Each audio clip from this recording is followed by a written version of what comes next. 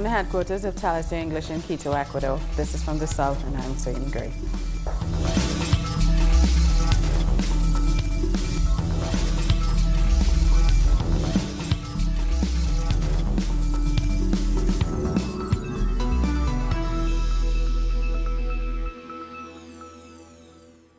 The death toll from the tsunami that hit Indonesia's Sunda Strait on Saturday has risen to 373 as hope fades of finding of more survivors.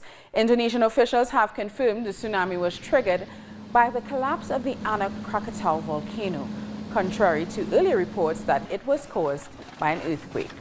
Dozens of body bags continue to be hauled away from the most affected areas as rescue teams are even using their bare hands in their desperate search for survivors.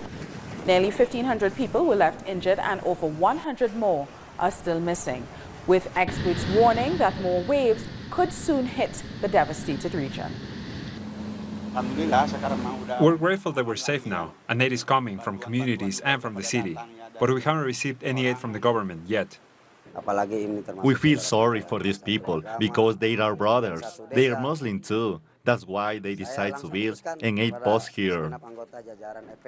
Indonesian President Joko Widodo has warned residents of the affected areas to stay alert after experts warn that more waves could soon hit the area.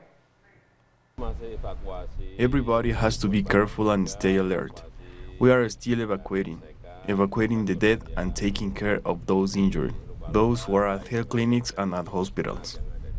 And the government of Ecuador has issued a warning for coastal towns because of storm surges over the weekend. The alert will remain in place until December 26 in the provinces of Esmeraldas, Manabí, and El Oro. While no casualties or injuries have been reported, the surges heavily damaged homes and infrastructure along the coast. The body of Jacqueline Cal has been returned to her home country of Guatemala. The 7-year-old girl died earlier this month while under the custody of U.S. Border Patrol agents. Jacqueline and her father were part of a group of migrants who handed themselves over to authorities after walking to the U.S.-Mexico border. While in custody, young Jacqueline developed a high fever and died 2 days later. Her body arrived to the village of San Antonio Secotes early on Monday, where relatives are expected to hold her funeral. From the moment Border Patrol notified the consulate of the death, Consul Takandi Panuagua came to the area, asking for the father to accompany him to complete all investigative processes. A form was filled out in which the parents asked for the repatriation of the body. A death certificate was issued after the autopsy, and at that moment a flight was sought, and the repatriation to Guatemala was done as quickly as possible. Female artists in Argentina have launched a campaign that can be translated to "Look how furious we've become," to give visibility to the case of the sexual harassment of a young actress that has shocked the country. After 10 years in silence, the Argentinian actress Thelma Fardín held a press conference together with fellow Argentinian actresses and the Actors Association to report that she was sexually abused by the actor Juan D'Artes when she was 16 years old during an artistic tour of the kids' program called Ugly Duckling, in which they worked together. When she told us that she was going to do and that she had decided to revisit what happened 10 years ago, I thought it was admirable. The Actors' Labour's Union gave her all the tools at their disposal, and they made the decision to suspend us until the courts make their decision. We are all supporting her. The Actors Association warned that D'Artes fled to Brazil to prevent his extradition. Thelma's case is now in hands of the Nicaraguan justice system as the abuse took place in the Central American country. It took more than 30 years before I could talk. The reason it takes time to talk is related to our society, the way we construct society, creating a patriarchy and a culture of fear. In this system, the victim is the aggressor. Taking the phrase that Juan D'Artes used before raping Thelma, "Look how you turn me on," Argentinian actresses stand before him answering to the movement, look how furious we turn. Mira cómo nos ponemos. Mira cómo nos ponemos. Mira cómo nos ponemos. Mira cómo nos ponemos. Mira cómo nos ponemos. Cómo nos ponemos. Mira cómo nos ponemos. Actresses stressed the importance of the impact that reporting has had in the country. According to Susana Varela, it has been a tsunami shaking the whole society. Vecinas mías. People with whom I'd never talked about this issue, like my neighbours, suddenly started asking me about it and telling me they also suffered it. 90 years old grandmas said to me, "We are still processing the movement. We'll see where it can lead." Estamos todavía como procesando. The feminist revolution is progressing slowly, but constantly achieving more for women's rights. We are still fighting. When there is a case of sexual abuse and the victim arrives at the hospital, they do not get everything they need at that moment. There is a protocol, but it is not being applied. We need to make sure it is, especially so the victim has immediate access to psychological care. In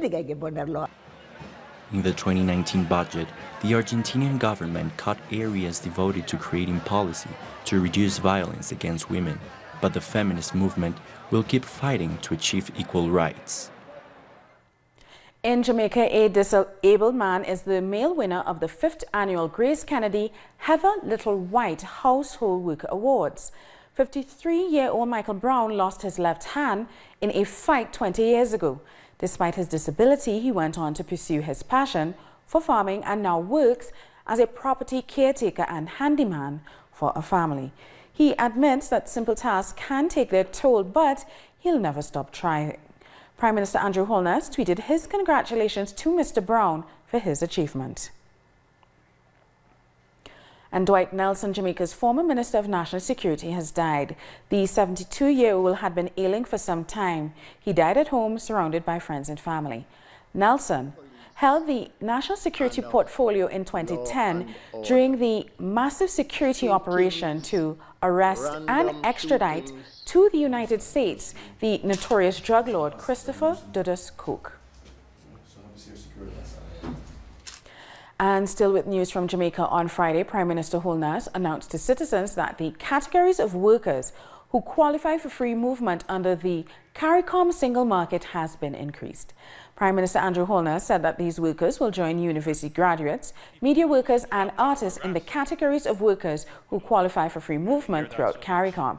He says his government has fostered a policy of smart engagement to improve the lives of skilled Jamaicans. Once finalized, security guards, farm workers, beauticians and barbers will also be able to travel freely within the Caribbean.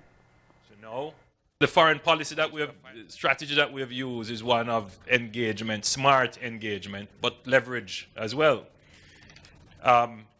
We have managed to increase the number of skilled areas in which Jamaicans can travel. So now, once we have finalized it, Jamaicans will be able to travel as security guards. And that is a big demand in many regions where they are already at full employment. Jamaicans will also be able to travel as farm workers within CARICOM. We'll take a short break now. More news in a minute.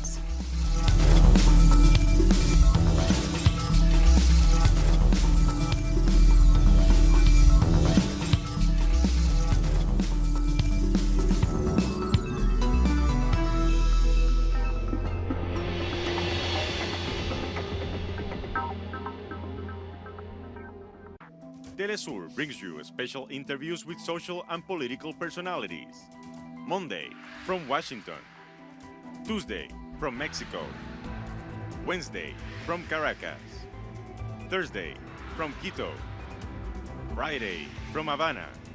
Analysis about our continent's reality. Weekdays, only on Telesur.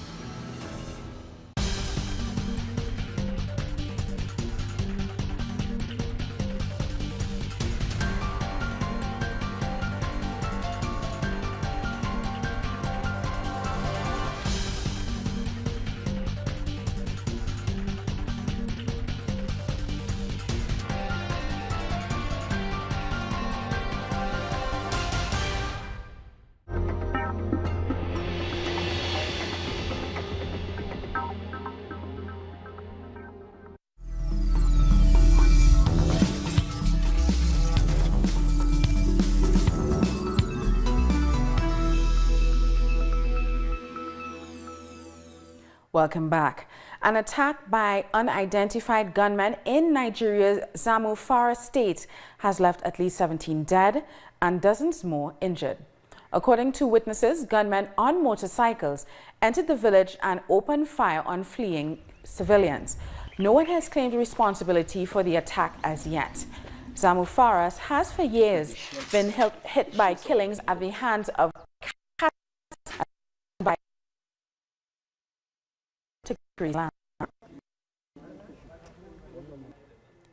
Two interstate regional bodies from southern and central Africa are meeting in Congo-Brazzaville to discuss the deepening crisis in the Democratic Republic of Congo. The leaders of the Southern African Development Community and the International Conference on the Great Lake regions are meeting to try and find a way of promoting stability in the DRC. Tensions have been high in the country after elections were postponed from the 23rd of December to the 30th. Now, when it comes to involving women in politics on the African continent, Ethiopia made history this year. The country elected its first female president, filled half of the cabinet positions with women, and appointed a woman to the top role in the Supreme Court for the first time. But what does that mean for a country with deep-rooted prejudice against women? When Sahle-Work Zewde was sworn into office as Ethiopia's first female president, the whole world turned its attention to the Horn of Africa and a country with entrenched prejudice against women. The 68-year-old diplomat was elected without competition to replace Mulaitu Teshum, who resigned for unclear reasons. Sahle-Work previously held the roles of Ethiopia's ambassador to France, Djibouti, and Senegal. Prior to taking up the presidency, she served as the United Nations top official at the African Union. I, Sahle-Work Zewde, today when I start my work as Ethiopian Federal Democratic President, I vow to fulfill my duties faithfully. Although her role is mainly ceremonial, many saw Sahle-Work's appointment as a historic step towards erasing gender-based inequality in Ethiopia and the inclusion of women in high-level decision-making positions. In the coming 12 years in which she is expected to serve as president, Sahle-Work has promised to bring change for women in the country. The main victims are women. So during my presidency, my main focus is to ensure peace by mobilizing all Ethiopian women's peace lover men and all peoples of the world who love peace. Sahle-Work is the only current serving female head of state in Africa, whilst Namibia has a woman as prime minister. She is not the legal nor constitutional head of state, but rather deputy to the president. However, more and more often, women are becoming leaders of their countries. 5 women are running for the Nigerian presidency in 2019, and around the world there are about 24 women leaders, many of whom took office in the last few years. Progressive changes in Ethiopia aren't limited to Sahle-Work. Prime Minister Abiy Ahmed, who actually wields the real power, reduced his cabinet from 28 to 20 members and filled half of the seats with women. This means that after Rwanda, Ethiopia is the second African nation to achieve gender balance in its cabinet, and it is one of only a handful of countries to do so across the globe. Obviously, the presence of these ministers is powerful. You know, for the first time in history, young girls will see 10 women taking oath and being ministers, being known as ministers, and that matters a lot. But that is not the most important part of it. The foundation for that is creating a free and fair environment for everyone to freely participate in politics, because oppressive environments will exclude many people, but that works harder on women because their lives are already complicated and hard. Some positions held by women have significant power within government and in decision-making in general. Aisha Mohammed became the first woman defense minister, whilst Muferit Kamil was appointed head of the newly established Ministry of Peace. Women's political participation, to me as well, is beyond cabinet positions. It's participation at all levels, and the participation of women who have never been in politics before. Women as voters, women as candidates, women as members of civil society and opinion makers, women in media. All of this works towards meaningful women's political participation. And in order for that to happen, this cannot be only done by the PM or directly through appointments like that. From restricted access to education to forced marriage and sexual harassment, the list of reasons why women aren't involved in politics is long. Only 30% of students at the Addis Ababa University are women, and more than a third of them experience some form of sexual violence at the institution, contributing to higher dropout rates. It is no wonder that so few women enter the traditional male-dominated world of politics.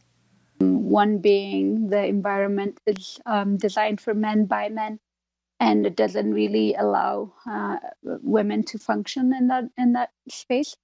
But also how we raise women, the kind of gender roles that we've put in place. We've not allowed women to dream of that, to think of that, and to be honestly accepted in that space. And also another reason is we've laid more social responsibilities on women. So politics is a very risky business, especially in our country. Critics say the reforms introduced by Prime Minister Abiy Ahmed are just a small part of what needs to be done to realize gender equality and solve issues affecting women. Ms. Solomon says women's rights and gender-based violence in particular need to be a national priority. Clearly, there needs to be more budgeting towards gender. From my understanding, the Ministry of Women and Children and Youth is the least funded ministry, which kind of shows you how important the ministry is viewed to be. And I think that capacitating that ministry, and I think it's very important to separate it with children and from children and youth, but also capacitating the ministry as it is. Until then, there are several civil initiatives looking to change Ethiopian society's traditional beliefs regarding women. The capital, Addis Ababa, recently hosted a unique exhibition called What She Wore, which challenged the widely held notion that a woman's clothing invites assault. There is also the Yellow Movement at Addis Ababa University, co-founded by Ms. Solomon, which aims not just to tackle gender-based violence, but also serve as a platform to empower women. We'll take a short break now. Stay with us.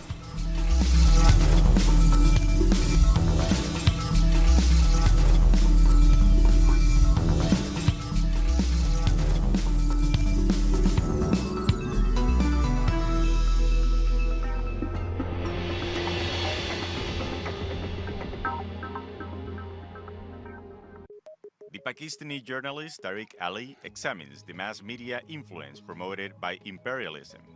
Get access to the analysis of the socio-economic and political life of the whole South America on our screen and platform in English. A critical place committed to the truth to determine the major events that transform the world today. Mondays, only on Telesur.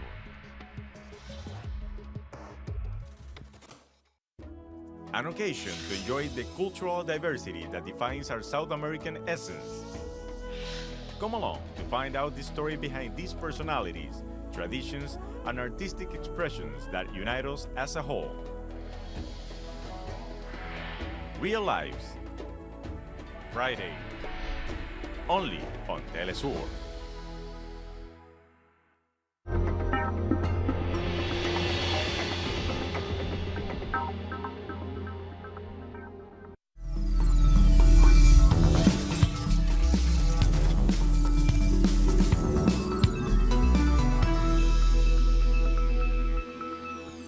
Italy's Mount Etna has erupted, sending giant ash clouds into the sky.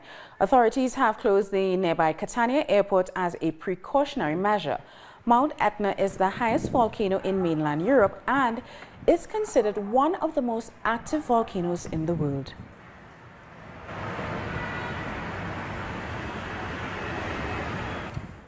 The Chinese government has called on the United States government to explain why its embassies around the world have been buying spy technology and devices. I also read the report. I believe many others who read the news may have the same questions as I do. Why did US embassies in other countries buy so many spying devices? What are they up to with these devices? Who are they targeting? For what purposes? Just a few days ago, we heard that the United States, with several of its allies, accused China of destructing its cybersecurity for a long time. WikiLeaks' newly released documents on the US cybersecurity issue exactly indicate that the United States might have again staged a good drama of shouting "thief," composed and directed by itself. Israeli Prime Minister Benjamin Netanyahu has announced the country will hold early general elections next April. The decision comes after members of the ruling coalition met to discuss controversial legislation, after which parliament was dissolved. The controversy stems from a military bill that will affect exemptions of compulsory service for ultra-Orthodox Jewish men. Netanyahu currently leads a very small majority in the parliament and has been plagued by a series of corruption probes. I have come here from a meeting of the leaders of the coalition. We have agreed unanimously to present a bill to dissolve parliament and go to elections in early April. As 2018 draws to a close, we're taking a look back at some of the biggest stories for the past year. One of the most extraordinary stories was the successful rescue of a young football team in Thailand. So let's take a look at their incredible journey. Nothing comes into view, only darkness all around.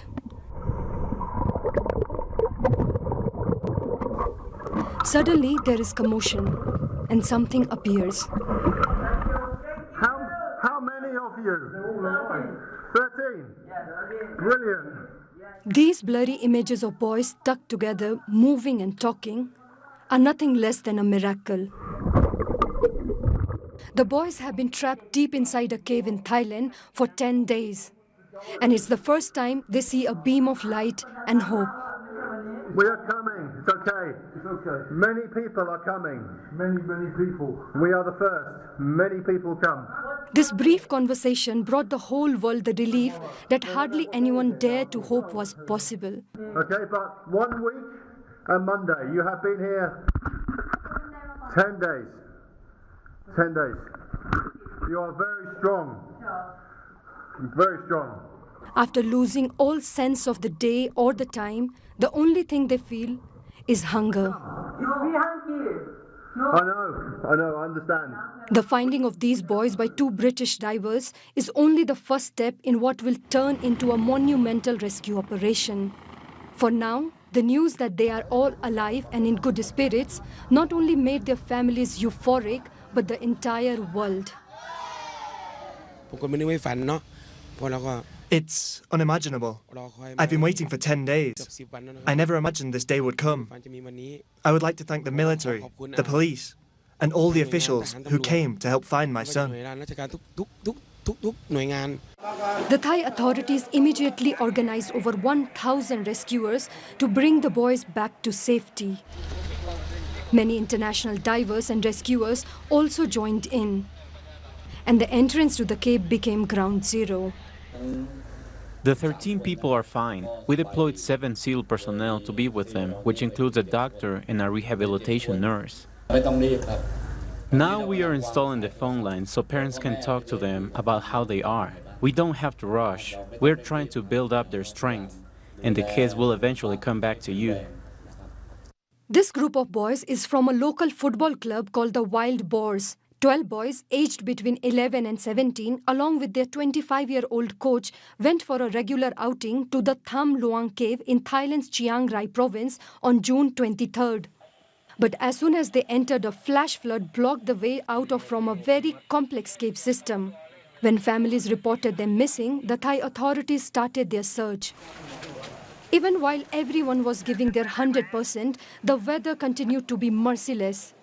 Non-stop rains made the search extremely strenuous and dangerous. It took rescuers another 6 days after they were found alive to pull the group out of the cave. Unfortunately, one Thai diver lost his life in the operation. But all the boys were rescued successfully. They spent another week in hospital. Sawadee Kap. My name is Nong Titan. My health is back to normal. I want to eat sushi. I would like to say thank you to the SEAL who came to help us, and thank you to everyone who gave us support until today. Thank you. So astonishing was their rescue, even they couldn't believe it. They spent several days in temples thanking God. They will surely never forget the desperate days they spent trapped in the cave. But they have proved their spirit is much stronger than any adversity. Their extraordinary journey compels us to ask, do miracles really exist?